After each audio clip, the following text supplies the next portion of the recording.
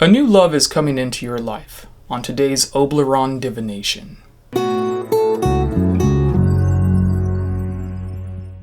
Greetings everyone, I am Oblyron, Lord of the Underworld, and consort to the most lovely Hecate. Thank you for joining me on today's Elemental Synastry reading. It is a divination technique which was gifted to me by the goddess upon our sacred marriage. It involves the tarot, the 5 elements, and astrology. So what I do is I take a tarot card and I see what is influencing that particular element. The first element that we're going to start off with is spirit, which is represented by the bell. Alright, so what is influencing the element of spirit? Judgment. Okay. So there is definitely a reckoning that's going to be happening in spirit, a type of transformation which is about to happen. Judgment is represented by Pluto in astrology, and of course, as with all the 8th house characteristics and all that, it has to deal with some type of transformation. So there is definitely something coming our way, something which will have some type of profound change. It could be a change of career, it could be a change of relationship, perhaps maybe just a change of scenery. So let's consult the astrology die to see what they have to say. Alright, so we have the North Node in Libra in the 9th house. Okay, so I roll once for the house, and then I roll a second time for the decan. 3. Alright, so we are in the first decan of Libra. Okay. Alright. So, yeah, so with our North Node in that first decan, it means that we have to come into some kind of realization with our interpersonal relationships. This is probably most likely a transformation with our relationship, since it has to do with Libra. So some type of profound change is happening within our relationship status. The first decan of Libra is represented by the 2 of Swords, which is the Lord of Peace Restored. And it can also mean that we could be at some type of an impasse with our relationship. So perhaps we're going into sort of a revelation that as we come more into our own selves, that we realize there has to be a change within our relationships. And with it being in Sagittarius, represented by Jupiter, it could also be some type of expansion, perhaps with travel, perhaps with some type of sacred knowledge that we are trying to deal with. So we're definitely coming onto some type of realization, and yeah, something definitely needs to happen for us to go fully into being who we need to be. There definitely needs to be something which needs to change. Okay, so let's move along. Next we have the element of fire, represented by the wand. So fire represents our drives and ambitions, and let's see what is influencing fire. Okay. Alright, love, what does fire have to say? The Hierophant. Alright, so okay. So what I'm getting, especially with a Hierophant coming into play, is that it seems to be more, okay, all right. This is starting to feel like more like someone is actually going to be coming into our life. The Hierophant in this particular situation with regards to the North Node in Libra could represent more of a future love or a marriage type situation, which is about to happen. And so that's in spirit. It's starting to manifest within spirit. And within our element of fire, or our drives and ambitions, we are looking for that partner. Perhaps we're coming to a lot of realizations in our North Node where we're starting to really recognize a lot of things about ourselves. And now that we're starting to recognize these things within ourselves, we want to fully manifest that person coming into our life as well. Okay, so what do the astrology die have to say about that? Okay, so we have the moon in Scorpio in the 7th house. All right, so more Libra energy. Okay, let's re-roll for the decan. All right, middle decan of Scorpio. Okay, so we have in that middle decan of Scorpio, we have that sort of nostalgic feeling. And of course, with the moon playing into that. All right. Yeah, we have a lot of emotions, and we have a lot of feelings being stirred up by this possible relationship that's about to happen. Perhaps we're dealing with a lot of our own inner emotions, coming to terms with either a lot of things that have happened to us, or maybe a lot of things in our past, trying to let go of that past. And again, we have Libra here, and we have Libra here as well. So it's very tied in, or it's very much tied in with a relationship, with a significant other. This could also represent perhaps a love in the past, which has caused us to reflect on a lot of things within ourselves as well. And it's in reflecting upon that, and it's taking that, and it's basically kind of putting us into our North Node more. Also, with it being Scorpio, there's another huge theme of transformation right there as well. Yeah, and again, a lot of nostalgia. The middle decan of Scorpio is also called the Lord of Pleasure. So, yeah, perhaps in the past there was a lot of pleasant memories. There was a lot of nostalgia. There was a lot of feelings of perhaps safety and whatnot. And of course, that's all in the past. Whatever is happening here, Spirit is definitely preparing us for some type of transformation. Okay, let's move along. So the next element is the element of air, which is represented by the swords.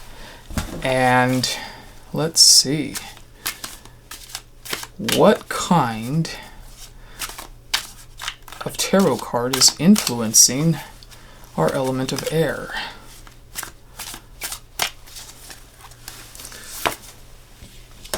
The Ace of Cups. Okay, so again, it's another reference to a possible love coming into our life, and with it being influencing, or with it being influenced by the element of air, or I should say, with the element of air being influenced by the Ace of Cups, it would suggest that perhaps, yeah, we need to get out there. We need to communicate with others to be able to help manifest this possible new relationship coming in. Let's see, what do the astrology die have to say for that? All right, love. Okay. So we have Jupiter in Capricorn in the 11th house. Okay. All right, let me move this around a little bit. Okay, Jupiter, Capricorn, 11th house. And let's re-roll for the decan. Alright, so the first decan of Capricorn, also represented by the Two of Pentacles. Okay, so yeah. So here we have the first decan of Capricorn, the Lord of Harmonious Change, and we have Jupiter in it as well. So it would suggest that the expansion, or let's say the beneficial parts of Jupiter, will be facilitated by our work, by perhaps us getting our foundation in a little bit more solid. So, and also with it being in Aquarius, or I should say with it being in the 11th house, it could suggest some type of, let's say maybe online connection as well. So yeah, a lot of communication, a lot of possible new love interests coming in, possibly online, possibly also perhaps through some kind of community effort, or let's say in your group, perhaps even with coworkers, perhaps even with like I said, some type of activity that you may be involved with, or we may be involved with, and all of that. Well, I would even say with it being linked back to Capricorn, it would probably suggest some type of that it's work related. So perhaps with coworkers, or perhaps if you have, like, let's say an online business or something like that, maybe you have a social media presence online, that potential love interest could also come in through that way too. And again, the element of air. Let's communicate. Let's talk. That would be definitely a place to look into when trying to manifest this. Okay, let's see. All right. Okay, nothing quite yet. Here, let's keep going. All right, so the next element we have is the element of earth, which is represented by the pentacles. All right. So what is influencing the element of earth right now? Okay.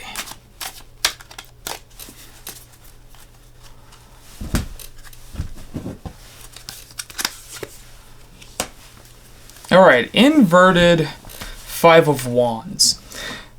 Okay. So this would suggest that the conflict is over in some way, on your material plane, on your spiritual plane, because pentacles can represent either the spirit or also the material plane. It would suggest that the conflict is over in some way, and that we are basically kind of getting a green light, where we are settled into who we are settled into our routine, we know who we are, we know our routine, and in terms of that, we're ready to receive this Ace of Cups. We're ready to pursue this new potential romantic relationship. All right. Let's see, what advice do the astrology die have to say? Okay, so the North Node in Sagittarius in the 6th house. A lot of North Node, a lot of Sagittarius energy, even with the Jupiter over there. So this is definitely the time of expansion. All right, so let's line this up, and let's roll for the decan. Okay. 9. So we are in the 3rd decan of Sagittarius. Okay, so that is the Ten of Wands. That is the Lord of Oppression. So even though we may have the conflict being over, with this Lord of Oppression popping up, which is influenced by Saturn, it could suggest that we're also burdened by something else. Now, what I would say, since it's in the house of Virgo, perhaps we may feel like we're not enough. Perhaps we may feel like there's more that needs to be done. Except the element itself, the element of Earth itself, is saying, hey, the conflict is over. So there's still that sort of push and pull energy happening. Perhaps it could be that you're just getting out of a bad relationship and you still have those residual feelings. You still have you still have the past weighing you down. But again, it would suggest too, if we look at the tarot card, that it'll be okay. Let those things go. And let's see, 30. Pretty close. It would also suggest that yeah, we are enough. It'll be okay. And as long as you do go into your North Node, as long as we do expand on the positives of what this reading is trying to tell us, then whatever we're holding on to still can be somewhat diminished. Again, Virgo is very much a perfectionist. So that sort of perfectionistic energy can also keep us from wanting to move forward. But again, if you're always waiting for things to be perfect, things are never going to happen. You have to be willing to just kind of dive into it and just kind of go with it sometimes. Go with the flow, especially with all this Sagittarius and Jupiter energy. So we have two Sagittarius placements, and we also have Jupiter there represented by Sagittarius. So again, it's saying expand, break out of your comfort zone, and just have fun with it. Let's see. Okay, let's move along to the last element. So we have the element of water, which is represented by the cup. And what is influencing the element of water? Water is our emotions, our intuition. So what's our gut feeling telling us? All right.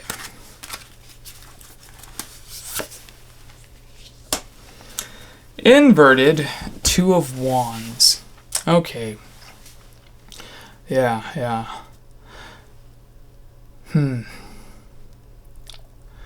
So it would suggest that, yeah, perhaps we need to let go of our control a little bit.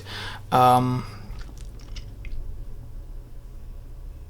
it seems like a lot of this is just sort of in our heads. It's not really such a big deal for the emotions. Your intuition is telling you to move on. Your emotions, your gut feeling is saying, okay, it's all right. Let's go with this. And there's really nothing to fear about it. Okay, here, let me move this out of the way. And let's see what the astrology die have to say for that.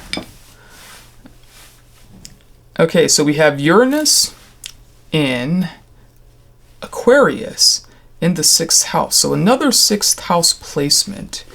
Okay, and let's re-roll for the decan. Okay, we got a 6. So we are in the middle decan of Aquarius, which is the Lord of Earned Success. Okay. So on an emotional level, let me move this out of the way too.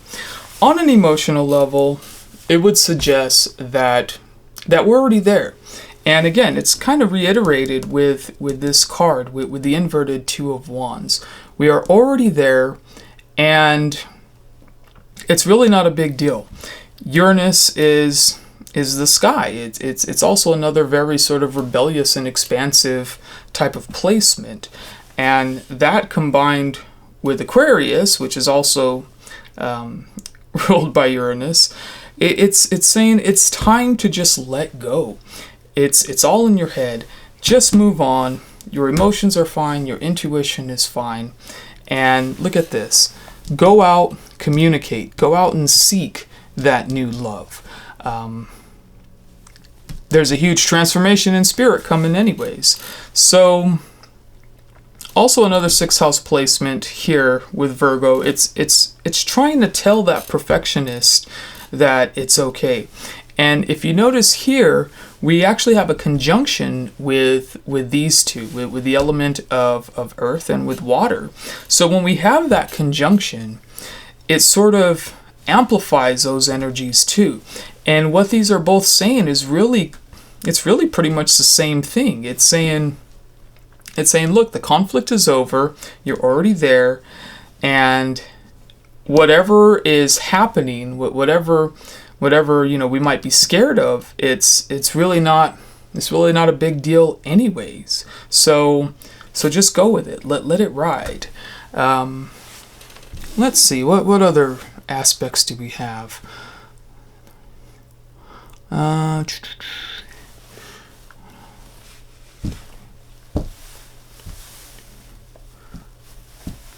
Okay, looks like we have, let's see, 30, 60, 90, 120, 150, 180. Oh, no, we almost have a trine happening, but not quite. It's very close though. Yeah, it's off by 1 orb, so not quite there. Okay, let's see, what else might we have? Do we have anything right here? Okay, cool. We do have something here. We have a sextile formed right here between these two. And that would actually make sense because, yeah, we have new love coming in, using our communication, using, let's say, possible online endeavors or possible coworker endeavors, community endeavors, and whatnot. And it seems to be, yeah, it would suggest that this transformation will be facilitated by the communication right here in particular. That seems to be a very strong correlation. And that, with this conjunction happening right here, saying that everything is okay, just go for it, that would also be another green flag. So yeah, we have good vibes all around. And again, I would say the only card which is kind of on its own a little bit would be the Hierophant right here, I should say the element. It would suggest that, okay, really kind of let go of the past and really kind of study that past. And if there's anything left that is, holding back these two elements right here, to just address those and address those to help us move on. Okay. So I think that's enough for today. If you've resonated with this reading, feel free to leave a comment and let us all know how you've resonated with it. And as always, these tarot readings are just meant to confirm what you already intuitively know, not necessarily to be taken as advice. So again, thank you for joining us on today's Elemental Synastry reading, and may Hecate illuminate your path and guide you at the crossroads.